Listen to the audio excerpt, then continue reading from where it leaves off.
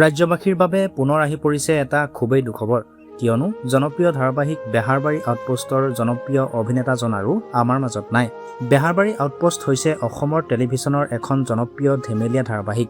ৰেঙনি চেনেলত সম্প্ৰচাৰিত এই ধাৰাবাহিকখনে দৰ্শকক ইয়াৰ হাঁহিৰ ধেমালি আৰু সামাজিক বাৰ্তাৰে মুগ্ধ কৰি ৰাখিছে। প্ৰতিটো খণ্ডৰ জৰিয়তে ধাৰাবাহিকখনে দৰ্শকৰ পৰা বিপুল সঁহাৰি লাভ কৰে। এইখন হৈছে টিভিত সম্প্ৰচাৰিত হোৱা আটাইতকৈ দীঘলীয়া ধাৰাবাহিক। কিন্তু আজি এই ধাৰাবাহিকখনৰ পৰা আহিছে এক দুখবৰ, যি খবৰে সাংস্কৃতিক ক্ষেত্ৰখনতো প্ৰভাৱ পেলাইছে।